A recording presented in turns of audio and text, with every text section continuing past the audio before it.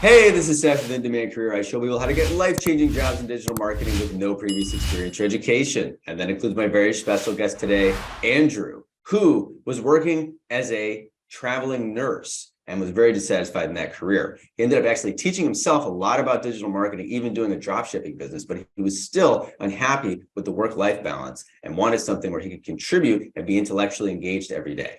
When he found my course, he found a path to that. And he worked very hard and ended up getting his first entry-level remote digital marketing job, making $60,000 a year. He's very, very satisfied in his job right now. I'm very excited to share his story with you. Thanks for being here, Andrew.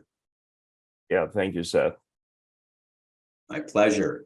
You want to tell people a little bit about your current job that you have right now? Sure, yeah.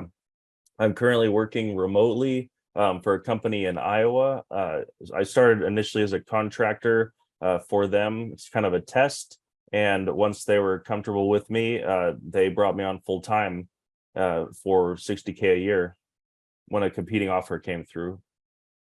Yeah, we'll get into that in a second. And the company's based in Iowa, which is kind of unusual. I've never actually heard that before. Where do you live? I'm currently in Portland, Oregon, but I basically live in Nashville, Tennessee, full time. Awesome. So you're working for a company across the country. You're making 60K. And what are you doing at this job? I'm basically doing they call me a search marketing specialist, but I'm basically doing PPC, a little bit of Facebook ads, and it also includes a little bit of content creation, which kind of allows me to study as well as write some content for PPC for their blog. Nice. And how do you like the work? How do you like the work-life balance and everything? No, it's perfect. It's much better and more humane and enjoyable than nursing. Basically, I can just wake up and go into the accounts, go to a couple meetings, explain what I'm doing, and yeah, there's the stress level is a 1 out of 10 compared to a 10 out of 10. And also, I do feel like I'm actually having an impact when you see, like there's a business that I'm doing PPC for that got 50 times ROAS. So when you see that they're, for every dollar they spend, they're making $50, you really feel like you're helping these businesses grow and scale up. So it's interesting. That's fantastic. And so when people obviously want to know how you went from where you were to where you are now. And let me just ask everybody, ask you a quick question. How old are you? I'm currently 35. You're 35. So you're not just starting out your career. You've been in your career for a while, and you had kind of an interesting journey that we're actually going to talk about in two different videos. This is very fascinating. But why don't you tell people what it was like when you initially decided to become a nurse, and when was that? Yeah, so I basically graduated high school in 2006, which sounds a long time ago now. And then I pushed really hard to become a nurse. And by 2010, I was a nurse. I was pretty young. I was about 21, 22. That was during the recession. I finally managed to scrape together a job after 6 months. And then the first year of nursing, they say, is going to be like a boot camp. And it was more than that. And I wanted to leave immediately. But I basically just stuck it out because I had invested so much. So you do talk about like, don't go into debt for college, but sometimes you do go into debt and then you end up in a career and you kind of stuck in that career as well, even if you do go to college, because you don't get any really exposure to like what the job is the whole time, you're a student. So they don't really. Yeah, I was going to ask you, and nursing on paper is one of those degrees. And if you watch other videos, like what Shane, my partner, makes videos about worthless degrees, it's like nursing is technically a good degree and because you get paid decently. However, it's like being a doc. I mean, it's not just like going into the office and checking out at night. It's like very stressful. No, you're almost like a soldier. Yeah, what inspired? I was just curious. What inspires you to want to be a nurse in the first place? Just because of the stability of the career, or was it something else that drew you to the field? No, I mean, I'm kind of an introvert by nature, so I did, even at that age, I did kind of want to do something that would, give me a different experience in life. Half my family's kind of in nursing, so I was exposed to that. My dad's a healthcare administrator, which I've heard you comment on that before, which is funny. But yeah, so basically a lot of people in my family were in healthcare and they're just like, oh, you should go be a nurse. And I found a cheap path to do it through community college. I basically only spent $8,000 to do it. So luckily I didn't really go into any debt for it. And yeah, and to be honest, like 2010, there wasn't really like a remote career thing from what I remember. If I knew about Google Ads, I would have done that. But yeah, I basically just kind of did, what I knew about, what I was familiar with, and went down that path. But I also did have a plan to like do something creative along that way. I was debating to go to school for music, which actually I'm glad I didn't, studying clarinet performance. That would have been an even worse degree, although I probably would have enjoyed studying it. But yeah, so my plan was to kind of become a nurse and then do music at some point. Yeah, but music is a really hard profession to make it in. It's that, well, if you'd have to learn marketing. Yeah. Yeah, right. It's an But events yeah, person. these people who major. I have actually one of my cousins is a brilliant clarinetist. He used to play in like just amazing. I just watched him play once. He's a very, very low-key guy, very quiet. Yeah, But when he played clarinet, he'd go crazy. And it was just like amazing. And he's so talented. He was in one of the top schools in the country, but he ended up becoming a web developer. So and he's there you much go. happier. So you're working as a nurse and you're finding out it's much, what is it? It's much more stressful than you realized. Like what was, you kind of had, your illusions shattered about it. What was it Right. so difficult? I mean, then you're dealing with people who are sick. I mean, this is not, I watched the nurses dealing with my nana who was in the hospital when I was in the US, and I was actually in awe of them that they had the patience to do this job. So Yeah. what was it, what was it that burned you out? Well, so yeah, so basically originally I was just doing staff positions, and I tried different things. I did home health in Florida for a year. That was pretty enjoyable. Although driving around all the time and you're kind of on call 24/7. If somebody calls you, you have to go, at 7 when you've worked all day. So it is, that's why I said it's kind of like being a soldier, where it's like you do all this work and then there's just more work to do, and there's no thank you at the end of the day. You don't feel like you accomplished anything, and it's kind of a thankless job. And people talk about the money, but to be honest, like when I was working, it wasn't that great for all the work you're doing. Like COVID skyrocketed that, but they also didn't cover the fact that you're really putting yourself at risk for like a lawsuit. Like there was a nurse in Nashville that was in 2017. She made a mistake and she was convicted of homicide. Like that, your life can become a nightmare if you get sued and you make a mistake that you didn't mean to make. It's just a very serious profession. You don't really want your nurse or doctor to be creative, I guess. But at the same time, I was kind of yearning to do something creative. And I did try different things within nursing. I didn't just leave it. Like I did home health, I did travel nursing for multiple contracts. And then eventually I moved to Nashville to become kind of an office worker doing Medicare auditing. But that was just even more stress, because any people you're working with hate you because you're determining if they get paid or not for the services they provided. So it's Wow, this is yet another another dimension of the healthcare industry in this interview. We've talked with healthcare yeah, administrators. And that is the thing about nurses, so yeah, something, you don't think about when it comes to some of these jobs that are listed with very high salaries, or they have the aura of security, like doctor, lawyer, nurse, is that how many hours are you actually going to work? You could be making $70,000 or $80,000 a year, but if you're working 100 hours a week, you're actually making like less than $40,000 a year. yeah, exactly. Yeah. So when I was doing the Medicare auditing job, they were paying me about 80K a year, no bonuses or anything. And I was flying out Monday, getting back Friday, and the work did not end at the office. It was working 8 hours a day. And then my coworkers would just be like, okay, let's just keep auditing for another 5 hours or 8 hours at night. And some of them would be up till 3 a.m. and I'd be forced to be up as well. So just a lot of work. And I did do that calculation, and I talked to my boss about it. And their response to me was, do you understand what salary is? That's all she said. That is a terrible answer, but it's true, guys. It It said is true. when you get a job as a salaried employee, there's certain perks that come with that. But what it means is usually you don't get overtime.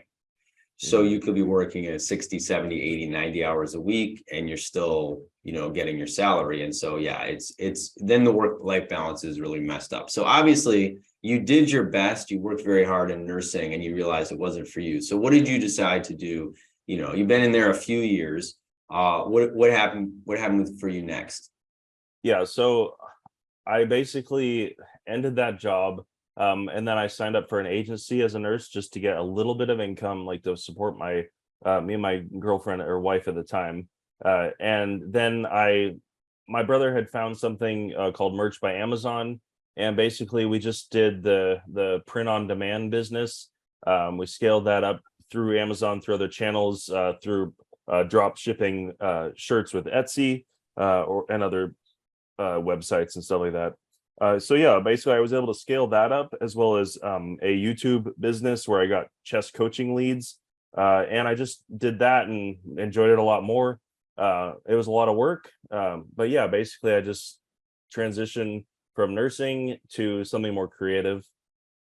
Right. And that's I know people are probably a little surprised by that. And we're going to have a whole other conversation about that because, you basically, on your own, not on your own, you learn from the internet and you set up a drop shipping business. And the chess coaching also sounds really creative and really cool. So you're away from nursing, which is great. You're not dealing with that stress anymore, and you're actually making money, which is very great accomplishment. But what is it that had you then pursue my course? Like, why you're living the dream doing drop shipping? Like, what? Yeah. Why would you take a Well, course on how to get a job? Why wasn't it working for you? Well, I mean, taking your course wasn't necessarily just to get a job, but I did, it wasn't just a talking point for me when you talk about the resume, like wanting to work in a team, because they asked me that too when I was interviewing.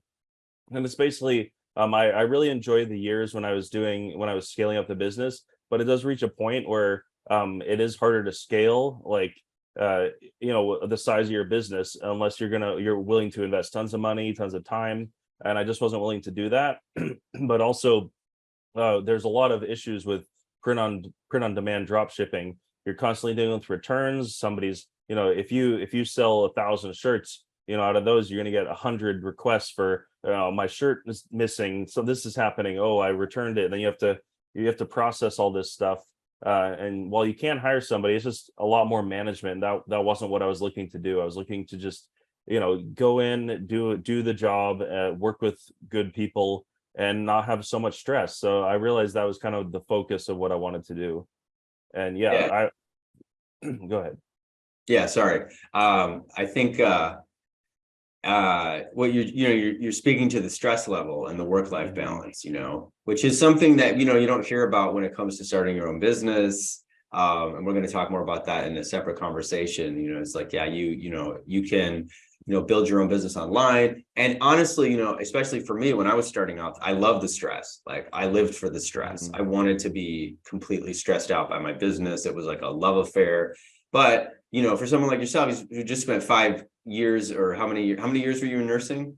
I was in nursing for 7 years. 7 years of Yeah, that type of stressful career, then to start your own online thing and to have it be stressful as well. I could see right. why you want to make the shift. And I think it's really exciting that you were able to do that. But I like to remind people about, is it drop shipping, and these things are still very a different aspect of digital marketing. And you didn't know anything about Google ads or Facebook ads or any of the things I teach about in the course. So what was it like for you when you bought the course, and what happened after you bought the course, and how did you end up where you are now?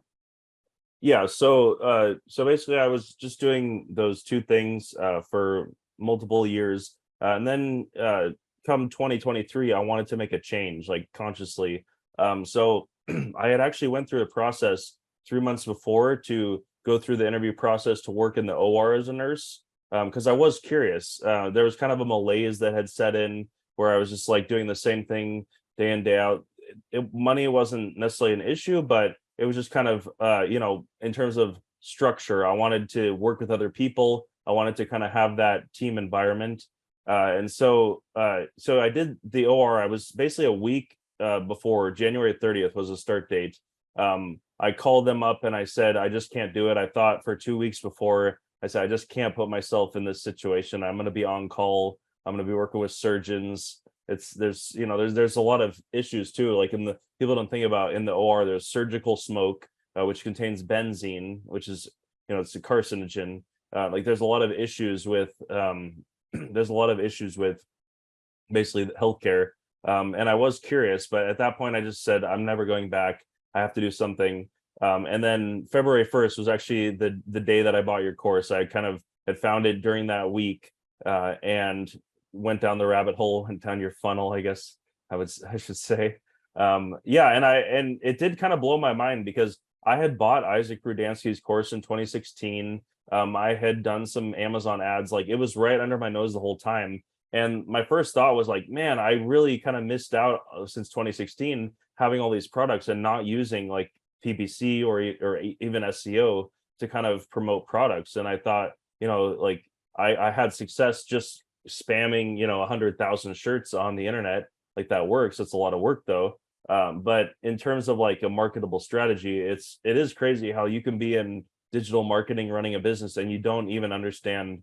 A lot of the drop shippers I met, they did not understand Google ads or Facebook ads, which they would even try to get them. They couldn't even get them running a lot of the time. Like they didn't know what the issue was. So yeah, it's Wow. definitely a That's whole other really skill. That's really interesting, guys, especially guys in the course or are thinking about it. Remember that. That's a really great insight, because Mhm. yeah, we assume you see somebody out there doing a business that they know all this stuff. And they said that's one of your potential Yeah. clients. Mhm. That's someone that you could be hired by for their business. Right. And Right. it's that way, not just in drop shipping, that it's that, remember, it's still that way in the local. Millions of businesses don't even understand how Google Ads works. If they do, they don't know how to use it, or they're getting ripped off by Google. And that's why these jobs are so abundant. Companies need people to manage this advertising. So you saw the opportunity, you took the course, and then what happened?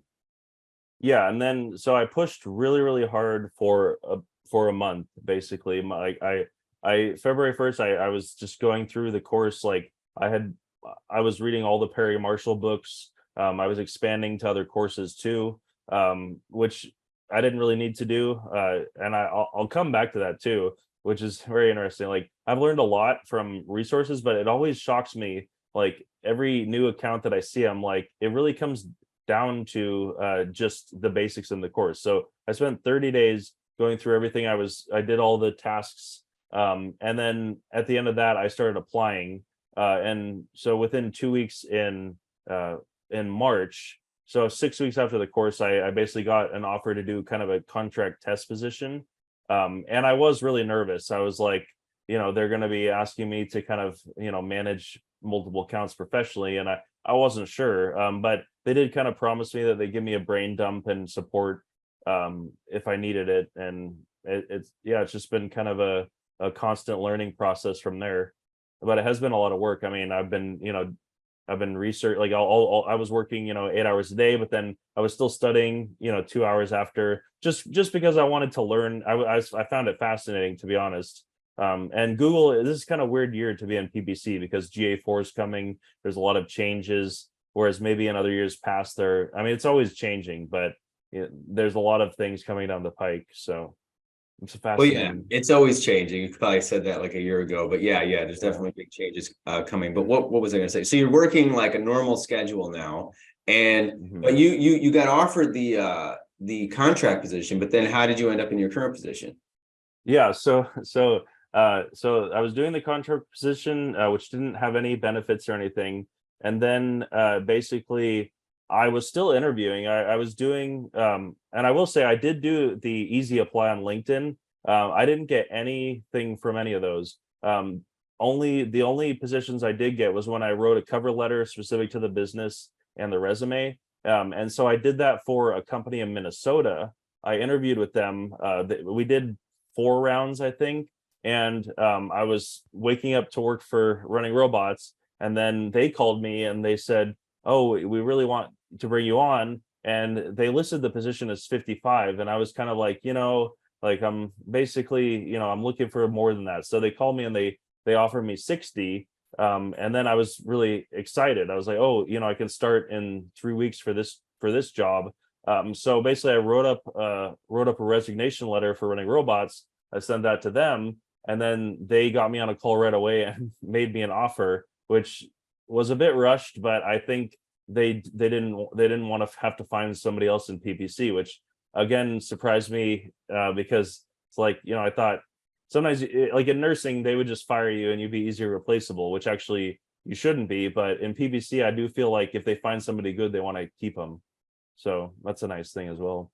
Absolutely, guys. What have I been preaching again? And you hear it again and again. There is a lack of skilled workers and a high demand for the skill set. And that's why people are able to get hired. As you've seen in my other interviews, people with no experience. Andrew had some experience in digital marketing, but nothing related to Google Ads. And that is a really great story, a really great example. Of course, they were going to give you a contract because or they were going to make you an offer because, not only that, you're demonstrating that you can do the work, you're their accounts. And, this is what happens. And I tell you, once you get those 6 months of experience, guys, at your agency, even if that first job shouldn't expect huge money there, but then you're going to start to get poached by other agencies because agencies need people. And they're just, God bless the college system. It's just so wonderful how dumb they are. Every year they churn out like millions of these clueless graduates, and the marketing majors don't know anything about Google Ads. And then when you show up with your skill set, this is the type of thing you will experience, once you get your foot in the door initially. So that's awesome. So you decided it's interesting. So you did a bunch of interviews with this other company, but you stayed with the company that you were first with, which is funny because I tell you, what I wonder would have, having an offer from another company is very powerful. You didn't have to you didn't have to be like clever or negotiate. You're just honest. You're like, I'm going to go over here. Because that's it. And so now that you took the job, what's it like? What's the work balance like? How do you like it? No, it's very nice. Like they have mindful Mondays, where they have a 30-minute meditation session. I don't always do it, but that's unheard of. A nursing floor would never say, hey, let's take a break and work on our mental health. And they have a very good culture. That's why I basically stayed with running robots. I did contemplate going to another company which was a little bigger just to get the experience. But I figure, I'm kind of still learning, so I wanted to work with a smaller agency that was treated me good, basically. So yeah, basically I'm working 40 hours a week. If I do overtime, it's just because I was, going out and doing something during the day that I had to do. So there is a lot of flexibility that I would have had if I was working in the OR or doing something like that, working in an agency 14-hour shift on the floor. So especially with kids, like it's amazing. You have kids? Oh, I have a son. I had a son last year. And yeah, so basically that's where we're out in Portland. And that's another thing is like, I was working while we were traveling out here, doing, they were very flexible with me. I was like, okay, I'll work in the morning and then I'll drive to the next hotel and finish up there in the evening. And they didn't have any problem with it. So, but yeah, we were just at the beach in Lincoln City, and I basically worked a full week there while my family was at the beach house. And, I worked 7 to 3. So yeah, it's very enjoyable. And I enjoy the work is a big part of it. But it is funny, like the 14 point, like your PBC checklist, like I always come back to that because even the PBC people that I've worked with, I feel like they have a lot of knowledge, but they don't have that clarity of like, what are we actually focusing on? Sometimes they're like, oh, we got you a lot of impressions and clicks, or we got this. But they were kind of impressed with me because I came on and I just did some exclusions or added some negative keywords. I set up a remarketing campaign, and just those like simple things, they brought in, like they doubled their revenue in the campaign. One of them went from a 21 times to a 35 times ROAS, just by those simple things. Like it is shocking to me, like all that, they think you're doing some magic, but yeah, it's just having a deep understanding that you teach in your course, basically. I appreciate that, man. And you mentioned it earlier, and I was just gonna emphasize that because I find this in life too. It's like the fundamentals and the basics can be so powerful. There's a quote from like about Bruce Lee, or where he talks about, practice one punch 10,000 times. Don't practice 10,000 different punches. And Yeah. when I see other courses, feel like they have that second approach, which is they're like, oh, you're going to get this and this and this certificate. And it's like with this course, it's like it's very simple, but it's what makes a difference for these accounts. And it's honestly, as much as Google Ads has changed and as much as digital marketing has changed, there's still fundamental things that really, still make the difference in terms of the account integrity, like the foundation of the account being set up properly. And then you can add in, all the different features and the call outs and the snippets and all these other things. But if the foundation of the account isn't good, it's not going to matter. And Right. that's very rare, so that even I've interviewed other students who have become hiring managers. They interview people that might have 3 or 4 years of experience in the industry, still don't do the stuff that I teach in the course. And I think it's because like it is still the Wild West. It's really, there's a lot of opportunity. It's kind of like if you're going to be a doctor, I mean, there's different types of doctors, but they all kind of have a similar foundational training. But in digital marketing, it's still all very, self-taught, and there's no degree in, even the people that get a degree in digital marketing aren't learning this. So I'm excited to hear that, and it's great to hear you getting results, and that's what makes you guys valuable, guys. You should understand that. Like I told in my course, I talk about how I took over for a company, and made 2 changes to their scheduling, saved them a ton of money. And you can make a small change, make a big difference. You're providing value, and then obviously you're going to be valued as an employee. And it's not like nursing. And I think it's kind of sad what you just said. Nurses, more than anyone, should have 30 minutes to meditate or to relax in the morning. Right. I agree.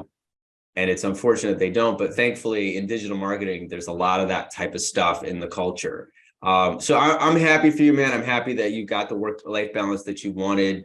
And it sounds like a heck of a journey. I'm sure a lot of people can relate. People sometimes they see a lot of my students who are 20 or 21, and they think you can only do this when you're like just out of college, but you're obviously in the middle of your career. A really great example for anyone else who's, in a career that they're not satisfied with, that you can make a pivot like this. I am jealous of those younger students though. Those guys, man, they got it figured out. Like if I could have done this instead of nursing when I was 22, I would have, who knows, by the time they're 35. It's crazy. So it is exciting. I mean, I can't even imagine what these kids 15 years where they're going to be millionaires and running companies and stuff. It's mind blowing. I was, but even just enjoying your 20s. Like I spent a lot of time being stressed out because I thought that's what, nursing has. The work culture is a huge thing because it's like, oh, you're a nurse, you got to work, you got to work 7 nights in a row. Like that's what we do. They just call you and like you didn't pick up a shift. They like other people. Yeah, unless you're in healthcare, it's hard to describe the abuse, I guess. Yeah, you've had other people. Yeah, you've probably heard it in other interviews, guys. I still remember going all the way back to Andrea a couple of years ago, who, it just sounds like it's a terrible, it's really unfortunate. And I experienced it. I was going to do a video about it because I watched my nana was in the hospital, and I really appreciated the nurses. They were so great. And I just thought they're not being treated right. This is just it's not great. But I'm glad you were able to make the pivot. And for you guys in your 20s, being able to enjoy your time. I was 33 when I got into this field. One more question I had for you. I just think this might be something that the viewers might be wondering. Just to clarify, you did have some experience in digital marketing with your dropshipping store, and I'm sure you shared that with some of your employers. But was that what got you hired, or was it what you learned in the course? No, it was, well, so I think that what happened was I put basically that I had done like digital marketing through at the bottom, but it was basically the list of like what I had done in the course that they wanted to talk about. They would mention going, oh, you did merch by Amazon, you did this. And I would emphasize that, I don't have this much years of PPC experience. I've done I basically tried to include that in my LinkedIn profile. Like I did graphic design, I did, inbound, I did content creation. And so I would specify that, I'm looking to get into PPC. And yeah, basically they were interested in that, but what they were more interested in was seeing how I talked about setting up campaigns, how I would optimize, which I learned that specifically from your course. Yeah. And before I got the job, like I've done other courses since then, and it kind of has added knowledge. But like the more knowledge I've added, the more I come back to like, seeing, because for example, we just inherited another agency's accounts, and these people have been an agency for a long time. And basically they had conversions set up as page views. They, like it was all the stuff that you should not do. There was no structure. Everything was a total mess. They had competitor campaign with a product campaign. Like it was all, or sorry, an ad group, like all in the same campaign. It was just a mess. And, I always come back to like, you only need to just understand the basics and how to structure things. And that is like, that's worth, 80% of your, 90% of your job, whatever. It's huge. Yeah, well said. And I know that for you guys watching this, you aren't in the course, it may not make sense, but when you get when you see what I teach in the course is that a lot of the job is fixing messes made by other agencies. Because what happens is a lot of these agencies, they might hire a good salespeople. And the salespeople are smooth and slick, and they get a business owner on the phone, like, yeah, we're gonna increase your ROI. And then they hand the account over to these technicians who don't know anything. And then they keep that client for 3 months. They get a little bit of money out of them. And then the client is left. And then they come to you with a messed up account. And then you look at it and it's just like a mechanic looking at a blown out engine or something. Say, this is what needs to be fixed. But what I wanted to just highlight for anybody as we wrap this up is that, you do have a unique path compared to most of my students had no digital marketing experience. You had the dropshipping experience. So I didn't want people watching this to think that you got this job because of the dropshipping experience. As far as these agencies were concerned, essentially what you're saying is the dropshipping experience was a little feather in your cap. Like, oh yeah, that's kind of cool that you did that, but that's not going to get you the interview. That's not going to get you hired. They wanted to know about your knowledge about Google Ads, everything you learned in the course. So I just wanted to highlight that for anybody watching, because you feel confident that you're not like, oh yeah, I have to have run a drop shipping business to have done this. You've seen interview after interview where nobody had any experience. You're a real outlier in that. And but I think it's awesome that then you decided to make this pivot just to have the work-life balance of the job. And I said you could do so many things. You're going to get another job. You could do consulting. You could, get your own clients. You could do all sorts of things. So, and I'm happy you're able to travel with your family and have that flexibility and all that stuff, man. So anyway, yeah, it's great chatting with you. I just, as we wrap this up, is there anything you want to say to me or anybody watching the interview? Yeah, I just want to say thanks for making the course. It is very unique. And yeah, so I've done probably 2 other courses after that, but it's just information and the structure. Like you need that structure, I've realized, and your course provides that. So if somebody new is looking at this and wanting to learn digital marketing, and I will say my mom is actually taking your course, and she's an older nurse. She's still working as a nurse, but she's really burned out. So she's taking it slower because she's done some like merch by Amazon, but she's taken the path to go down that. She's hoping in the next like 6 months to do that as well. So if she can do it, it's going to be interesting to see. Yeah, but basically, if anybody watching this, if you're interested in learning like most of what you need to know to get a job, and then you'll actually be surprised what you learn in the course is what makes you an expert in the job. So you might be teaching your manager a thing or two. Very well said. I have had students tell me that. By the way, is your mom's name Patricia? Yes. Okay. I'm putting 2 and 2 together now because of your last names. Oh, that's funny. Well, she was seeing my path, and I was trying to keep it a secret from people I knew. I was like, I'm not going to tell them I'm trying to look for a job and I'm doing this. Like they might judge me or something. And then when I told her that, she's like, oh, this is a great course. Like yeah, I'd given her, like I showed her the course, and then she actually ended up buying it. She's like, she wanted to be in the groups and everything. I'm like, okay, you can watch the videos, but you're not going to get the full value. So yeah, she did sign up, and that's awesome. That's so great, man. We'll do a mother son oh God. Mother's Day interview next year when she gets a job. That's so great, dude. Well, Well, and by the way, can people reach out to you on LinkedIn if they have any questions? Sure. Yeah. Anytime. Great, guys. I'll put his link in the description.